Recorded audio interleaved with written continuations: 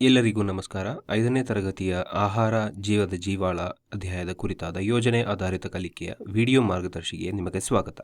ಈ ಯೋಜನೆ ಆಧಾರಿತ ಕಲಿಕೆಯನ್ನು ನಿರ್ವಹಿಸಲು ವಿದ್ಯಾರ್ಥಿಗಳಿಗೆ ಹೇಗೆ ಮಾರ್ಗದರ್ಶನ ನೀಡಬೇಕು ಎಂಬುದರ ಕುರಿತು ನಾವು ಚರ್ಚಿಸಲಿದ್ದೇವೆ. ಜೊತೆಗೆ ದೈನಂದಿನ ಜೀವನದ ಉದಾಹರಣೆಗಳೊಂದಿಗೆ ಆಹಾರ ಹೇಗೆ ಜೀವದ ಜೀವಾಳ ಎಂದು ಅರ್ಥ ಮಾಡಿಕೊಳ್ಳುವಾಗ ವಿಮರ್ಶಾತ್ಮಕ ಚಿಂತನೆ, ಸೃಜನಶೀಲತೆ, ಸಂವಹನ ಮತ್ತು ಸಹಭಾಗಿತ್ವದಂತಹ 21ನೇ ಶತಮಾನದ ಕೌಶಲ್ಯಗಳನ್ನು ವಿದ್ಯಾರ್ಥಿಗಳಲ್ಲಿ PBL ಹೇಗೆ ಬೆಳೆಸುತ್ತದೆ ಎಂಬುದನ್ನು ಸಹ ನಾವು ನೋಡೋಣ. ಈ PBL ಅನ್ನು ಪೂರ್ಣಗೊಳಿಸಿದ ನಂತರ ವಿದ್ಯಾರ್ಥಿಗಳು ಸಾಧಿಸಲಿರುವ ಕಲಿಕಾ ಫಲಗಳು ಹೀಗಿವೆ. ಈ PBL ನೀವು ಪ್ರತಿದಿನವೂ ಒಂದೇ ರೀತಿಯ ಆಹಾರವನ್ನು ಮಾತ್ರ ಸೇವಿಸಿದರೆ ಏನಾಗುತ್ತದೆ ಎಂಬ ಅನ್ವೇಷಕ ಪ್ರಶ್ನೆಯಿಂದ ಪ್ರಾರಂಭವಾಗುತ್ತದೆ. ಈ ಪ್ರಶ್ನೆಯು ವಿದ್ಯಾರ್ಥಿಗಳಲ್ಲಿ ಕುತೂಹಲವನ್ನು ಉಂಟುಮಾಡುತ್ತದೆ ಮತ್ತು ಅವರನ್ನು ಅವಲೋಕಿಸಲು, ವಿಶ್ಲೇಷಿಸಲು ಮತ್ತು ಪರಿಕಲ್ಪನೆಗಳಿಗೆ ಸಂಬಂಧ ಕಲ್ಪಿಸಲು ಪ್ರೇರೇಪಿಸುತ್ತದೆ. ಇದು ಆರಂಭದಿಂದಲೇ ವಿಮರ್ಶಾತ್ಮಕ ಚಿಂತನೆಯನ್ನು ಬೆಳೆಸಲು ನೇರವಾಗುತ್ತದೆ. ಮೊದಲನೇ ಚಟುವಟಿಕೆಯಲ್ಲಿ ವಿದ್ಯಾರ್ಥಿಗಳು ತಮ್ಮ ದೈನಂದಿನ ಜೀವನದಲ್ಲಿ ಸೇವಿಸುವ ಆಹಾರವನ್ನು ಗಮನಿಸುವುದರ ಮೂಲಕ ಪ್ರಾರಂಭಿಸುತ್ತಾರೆ. ಅವರು ವಿವಿಧ ಆಹಾರಗಳ ಪದಾರ್ಥಗಳನ್ನು ಪಟ್ಟಿ ಮಾಡಿ ಹಿರಿಯರ ಸಹಾಯದೊಂದಿಗೆ ಅವುಗಳನ್ನು ಸಸ್ಯ ಮೂಲಗಳು ಮತ್ತು ಪ್ರಾಣಿ ಮೂಲಗಳಾಗಿ ವರ್ಗೀಕರಿಸುತ್ತಾರೆ. ಈ ಚಟುವಟಿಕೆಯು ವಿದ್ಯಾರ್ಥಿಗಳಿಗೆ ತಮ್ಮ ಸಹಭಾಗಿತ್ವವನ್ನು ಬೆಳೆಸುತ್ತದೆ. ಎರಡನೇ ಚಟುವಟಿಕೆಯಲ್ಲಿ ವಿದ್ಯಾರ್ಥಿಗಳು ಸಮತೋಲಿತ ಆಹಾರ ಪೈಚಾರ್ಟ್ ಅನ್ನು ತಯಾರಿಸುತ್ತಾರೆ. ಅವರು ಚಾರ್ಟ್ ಅನ್ನು ಕಾರ್ಬೋಹೈಡ್ರೇಟ್ಗಳು, ಪ್ರೋಟೀನ್ಗಳು, ಕೊಬ್ಬುಗಳು, ವಿಟಮಿನ್ಗಳು ಮತ್ತು ಖನಿಜಗಳ ವಿಭಾಗಗಳಾಗಿ ವಿಂಗಡಿಸುತ್ತಾರೆ. ನಂತರ ಅವರು ಸರಿಯಾದ ವಿಭಾಗದಲ್ಲಿ ವಿವಿಧ ಆಹಾರ ಪದಾರ್ಥಗಳನ್ನು ಬೆರೆಯುತ್ತಾರೆ ಅಥವಾ ಚಿತ್ರಿಸುತ್ತಾರೆ. ಈ ಚಟುವಟಿಕೆಯು ದೇಹವನ್ನು ಆರೋಗ್ಯವಾಗಿಡಲು ಪ್ರತಿಯೊಂದು ಪೋಷಕಾಂಶದ ಪಾತ್ರವನ್ನು ಅರ್ಥಮಾಡಿಕೊಳ್ಳಲು ವಿದ್ಯಾರ್ಥಿಗಳಿಗೆ ಸಹಾಯ ಮಾಡುತ್ತದೆ ಮತ್ತು ಸೃಜನಶೀಲತೆಯನ್ನು ಬೆಳೆಸುತ್ತದೆ.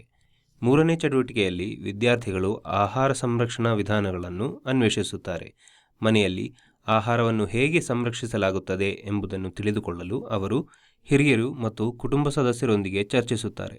ಉದಾಹರಣೆಗೆ, ಹಾಲನ್ನು ಕುದಿಸುವುದು, ತರಕಾರಿಯನ್ನು ಫ್ರಿಡ್ಜಲ್ಲಿಡುವುದು, ಮಾವಿನಕಾಯಿ ಉಪ್ಪಿನಕಾಯಿಯನ್ನು ತಯಾರಿಸುವುದು ಅಥವಾ ಧಾನ್ಯಗಳನ್ನು ಗಾಳಿ ಆಡದ ಡಬ್ಬಗಳಲ್ಲಿ ಸಂಗ್ರಹಿಸುವುದು ಇತ್ಯಾದಿ. ಈ ಚಟುವಟಿಕೆಯು ಆಹಾರ ಹಾಳಾಗುವುದನ್ನು ತಡೆಯಲು ದೈನಂದಿನ ಜೀವನದಲ್ಲಿ ವಿಜ್ಞಾನದ ಪಾತ್ರವನ್ನು ಅರಿಯಲು ವಿದ್ಯಾರ್ಥಿಗಳಿಗೆ ಸಹಾಯ ಮಾಡುತ್ತದೆ ಮತ್ತು ಸಂವಹನದ ಕೌಶಲ್ಯವನ್ನು ಬೆಳೆಸುತ್ತದೆ. ಕೊನೆಯಲ್ಲಿ ವಿದ್ಯಾರ್ಥಿಗಳು ಮತ್ತೊಮ್ಮೆ ಅನ್ವೇಷಕ ಪ್ರಶ್ನೆಗೆ ಹಿಂದಿರುಗಿ PBLನಿಂದ ತಾವು ಪಡೆದ ಜ್ಞಾನದ ಆಧಾರದ ಮೇಲೆ ಅದಕ್ಕೆ ಉತ್ತರಿಸಲು ಪ್ರಯತ್ನಿಸುತ್ತಾರೆ. ನಿಮಗಾಗಿ ಈ ಪ್ರಶ್ನೆಗೆ ಒಂದು ಮಾದರಿ ಉತ್ತರವನ್ನು ಇಲ್ಲಿ ನೀಡಿದ್ದೇವೆ. ಆಹಾರವು ಪೌಷ್ಟಿಕವಾಗಿದ್ದರೂ ಸಹ ನಾವು ಪ್ರತಿದಿನ ಒಂದೇ ರೀತಿಯ ಆಹಾರವನ್ನು ತಿಂದರೆ ನಮ್ಮ ದೇಹವು ವಿಟಮಿನ್ ಮತ್ತು ಖನಿಜಗಳ ಕೊರತೆ ಮತ್ತು ಜೀರ್ಣಕ್ರಿಯೆ ಸಮಸ್ಯೆಗಳಿಂದ ಬಳಲುತ್ತದೆ. ಈಗ ಬರುವುದು ನನ್ನ ಕಲ್ಪನೆ, ನನ್ನ ರಚನೆ ವಿಭಾಗ. ಈ ಜಾಗವು ವಿದ್ಯಾರ್ಥಿಗಳಿಗೆ ತಮ್ಮ ಆಲೋಚನೆಗಳು, ಪ್ರಶ್ನೆಗಳು ಮತ್ತು ಕಲಿಕೆಯನ್ನು ವ್ಯಕ್ತಪಡಿಸಲು ಅವಕಾಶ ನೀಡುತ್ತದೆ. ಉದಾಹರಣೆಗೆ, ಬೇಸಿಗೆಯಲ್ಲಿ ನನ್ನ ಅಜ್ಜಿ ಮಾವಿನಕಾಯಿಯ ಉಪ್ಪಿನಕಾಯಿಯನ್ನು ಹಲವು ತಿಂಗಳುಗಳ ಕಾಲ ಸಂರಕ್ಷಿಸಲು ಉಪ್ಪು ಮತ್ತು ಎಣ್ಣೆಯೊಂದಿಗೆ ತಯಾರಿಸುತ್ತಾರೆ. ಇದು PBL ಹೇಗೆ ಕುತೂಹಲಕ್ಕೆ ಪ್ರೇರಣೆ ನೀಡುತ್ತದೆ ಎಂಬುದನ್ನು ತೋರಿಸುತ್ತದೆ. ಕೊನೆಯದಾಗಿ 10 ಸ್ವಮೌಲ್ಯಮಾಪನ ಪ್ರಶ್ನೆಗಳು ವಿದ್ಯಾರ್ಥಿಗಳಿಗೆ ತಮ್ಮ ಪ್ರಗತಿಯನ್ನು ಅವಲೋಕಿಸಲು ಸಹಾಯ ಮಾಡುತ್ತದೆ.